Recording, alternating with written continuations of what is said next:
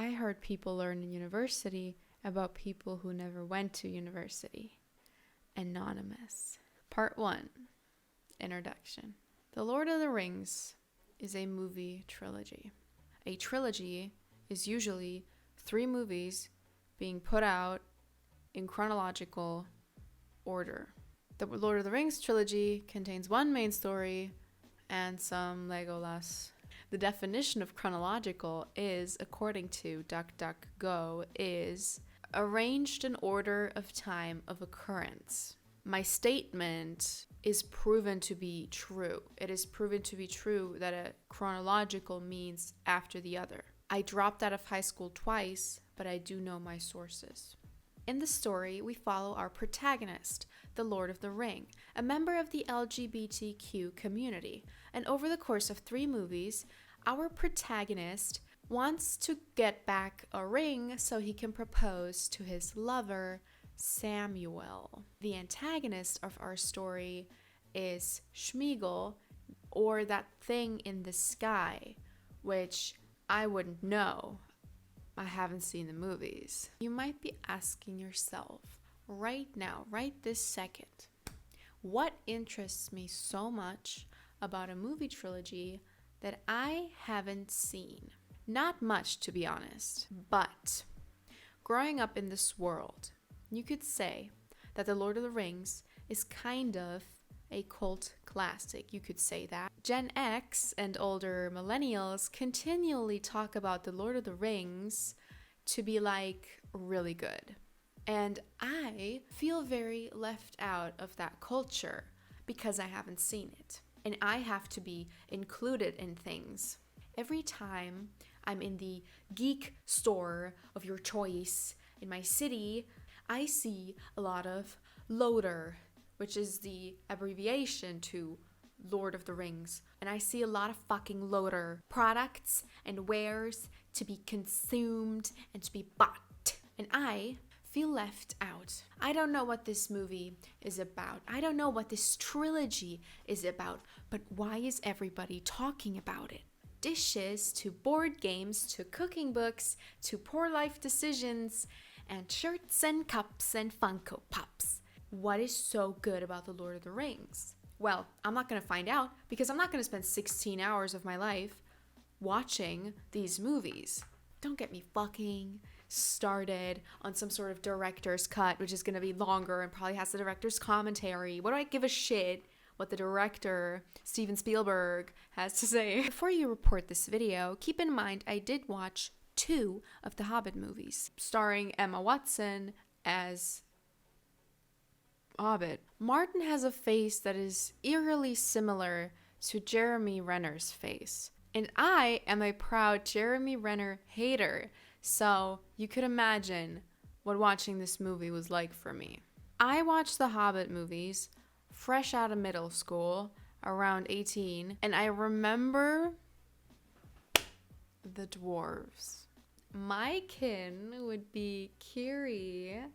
I know what kin is. I've been on Tumblr in the Steven Universe days. I am a veteran. Also, the really dark, brooding emo. He had this where have these men gone? I want men like that. You could say I have a bit of a thing for people who have a Napoleon complex. I made a Napoleon joke in 2022. In my personal opinion, I think Benedict Cumbersnatch, no, we're not going to do this. It's 2022. Leave this man alone. His name has been dragged to hell and back, and we need to officially retire calling him Benadryl Cumbersnatch, or British Man Fancy Name, or Bunderdam Cunterslam, Buffalo Custard Bath, Bumblebee Federal Tax, Cucumber Batman Patch, Bellicose Yoga Mat, Bendy Straw Cabbage Patch, or the worst contender of them all. Come, we have to respect this man. Ben does a great job of playing predators who are so deeply sexually repressed that they make everyone around them lives miserable. You can really tell that Ben is a hardworking actor. His commitment of putting on the dragon suit every day is something to be respected. Personally, I like dinosaurs more than dragons. Check off unpopular opinion. Smaug is a dragon that hoards like all of the people's wealth in his like tower or underground lair or like cave. I don't know. I was like 11 when I watched this movie. The only thing I can remember is that it was like a really dark movie, like Batman v Superman or the really, really bad Suicide Squad. The only good part about the Suicide Squad movie, like the old one, the new one is pretty good. I love the new one. Ratcatcher, call me. The best thing about the old Suicide Squad movies was Captain Boomerang. No, maybe only my cosplay of Captain Boomerang. I think it was groundbreaking. I think I did such a good job and I really deserve some nice comments. J.R.R. Tolkien is the original poster of Lord of the Rings. He also wrote The Hobbit. I read 3 pages of The Hobbit because I think it's in the public domain and like there's a PDF online. I'll link it in the description. Like many of you out there right now watching this video, you're a webcam, you're not real, is you're probably asking yourself, why are millennials and Gen X so obsessed with a kid's story? You see, it's because they used to be kids and they grew up into adults. And that is what we know of as aging. Everybody goes through it and I'm very scared of it. Bye, Funko Pops. Let me put on my reading glasses for just a sec. John Ronald Royal, Royal. Okay, Tolkien, CBEFRSL, ruled Tolkien 3 January 1892, connecting line 2 September 1973, was an English writer, poet, philologist, and academic, best known as the author of the high fantasy works The Hobbit and The Lord of the Rings. And I find that really believable, yeah. Yeah, he made like languages for the movies, I think. That's like kind of cool. Like I did that in grade school and I had this like diary where it was a password, like you had to have a password, like you had to like use your voice. I think it was really revolutionary. I think that is where Apple got the idea of Siri, I think. Do you want to know a funny story? My Siri is Australian. I don't know why. It's like Australians have this like grip on me. In preparation of this video, I watched a lot of Lord of the Rings knockoff porn. I'm kidding, I did not do that. Something notable is that Orlando Bloom plays Legolas. Orlando was really popular in the 2010s. He was in the Captain Jack Sparrow movie, and he plays Legolas, and that's it. Okay, like I don't want to be a manic pixie dream girl here, but I never found Legolas attractive. Or that other guy. Why would you find him attractive when you have like a perfectly good alcoholic next to him? Since this is a video essay, you're probably asking yourself, where's the essay? Okay, let's get into the story retelling of the essay part. What is The Lord of the Rings about? According to Thomas Snerdley on Quora, it's the greatest story ever told. A Tolkien reader since 1968 says it is the story of how a legendary past, when magic and magical creatures existed on Earth side by side with human beings, came to an end. In particular, when elves, also historically known as fairies in European literature, disappeared out of the world forever. It is the story of the final triumph of good over a literal embodiment of evil itself in the form of Sauron, the Dark Lord. But in that triumph, much was apparently lost, including magic itself. The theme of the work is the loss and sacrifice that is sometimes necessary to save the world. It was written by a man who had lived through 2 world wars, each of them in turn the most frightful and appalling catastrophe that the human race had ever visited upon itself. It is not an allegory of either way, but it is informed by Tolkien's awareness of what was destroyed in the course of those victories. In the end, they were only won with so much sorrow and suffering. Wait, does Sauron have like a human form? What? He's a hottie. Wait, he's a dude? He's just some guy? That's like where fantasy always like gets me. It's just some guy. So now that we know what the movie's about, let's ask us the question. What role plays this movie in society at large? That is a very good question. A very, very good question. I'm like really smart for asking that question. I would answer this question had I seen it. I really like the sound of it. It sounds good. It sounds like a good trilogy. But the thing is, I will not let Gen X or whatever the fuck who watches this movie and is so fucking high and mighty about the Lord of the Rings. Okay, we get it. Take your sleep medicine, grandma. I think this movie in society says a lot about how I don't need to constantly watch nostalgia shit that other people are constantly talking about just so I could get pop culture references. Because I know who Gandalf is.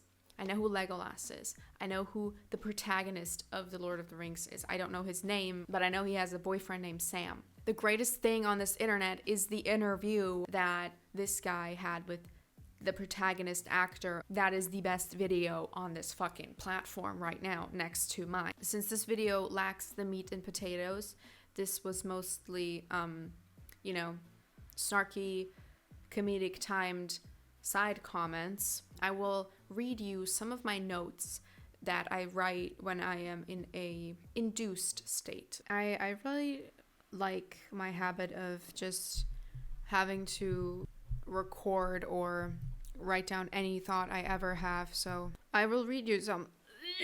Is it weird that women have to talk each other into finding somebody attractive? That is a very interesting point that I made there.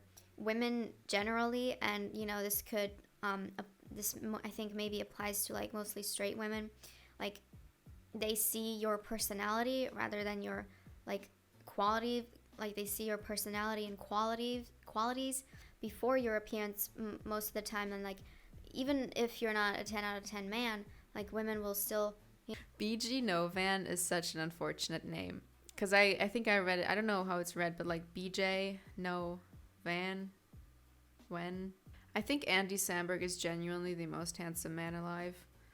You can't really argue with that point. We in the 21st century are able to try so many tastes than our forefathers before us. That's right, because if you grew up in a village in the 17th century, somewhere in the buttfuck of France, you probably just ate bread, cheese, potatoes, carrots, whatever grows in the fucking dirt in Europe. I don't know. I'm European, but I wouldn't know. I don't go outside. Like us now, we can try food from all over the world. We are able to try tastes that we could not have experienced tasting them because they grew somewhere on this planet, other than where we were. We have just this immense, beautiful amount of food. I fucking love food. Tiger's little cat head smells like Magdalena's. It does. I don't know what cats have that they they smell good. Like, if you have a cat, like they smell like they're tiny little cat heads. And my cat smells like Magdalena's, but specifically the store-bought induced with all kinds of chemical ones. They are so good. They're so fucking dry. Like, it's kind of like eating styrofoam. Movies are just wish fulfillment from the screenwriters and directors. Yeah. Lion tattoos have an iron grip on small town tattoo shops. I'm realizing I'm reading tweets. I'm reading my own tweets that I don't post and just write in my notes. Oh, there's a funny story. I attended a monster truck rally once and I saw Vitaly or Vladimir Klitschko. That is a true fucking story, and that happened when I was like 8. Like, my father took me and my brother to this monster truck rally. I just saw one of the two, I don't know, they're twins, like just chilling there, like, and I was like, I know you from TV. If language evolves faster, all the white polo dads will evolve yellow into an appropriate greeting form. That is something I've seen specifically American movies where they just say yellow. Why look at Hamlet when there's a perfectly good Horatio standing next to him? This is when I watched the movie Ophelia, like halfway of the movie Ophelia on YouTube. And I was like, this Hamlet, like, I'm sorry. Horatio, on the other hand. And I did watch Ophelia first before any Hamlet story. I don't even know what Hamlet is. I am a great appreciator of the arts, but Hamlet, cereal is such a caveman food. It's just things with liquid. Fucking hell. I think this is my favorite. People who put their plush toys on the windowsill so they could look out are empaths now. This is when the empath trend was really high on TikTok. And I do think that is the case for most empaths. Okay, so that was like my notes that I wanted to share. And I thought it would be a good time to share them because like I'm really funny and everybody should know. And like I'm really happy to have this opportunity to share my comedy with you guys. I'm so fucking This was a waste of your time. Every good essay has to have a good ending. And I would like to read you a few pages. You know, contrary to popular belief, the books in the background are not just decoration. I actually do read them and use them all the time. This is a German book about Aufsätze, and I thought maybe I would read the section about how to write an ending, because I need to know. So I didn't actually find any good sentences on how to write an ending, and I did look really good. There's nothing about writing a good ending. Like, I don't know how to write a good ending in German now.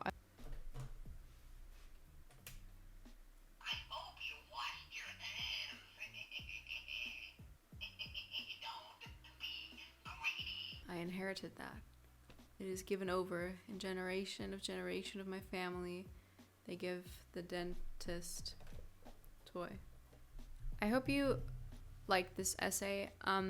Okay, so my final thoughts on The Lord of the Rings is that I will never watch it because I do not care about FOMO. I don't care. I am missing out, and that is good.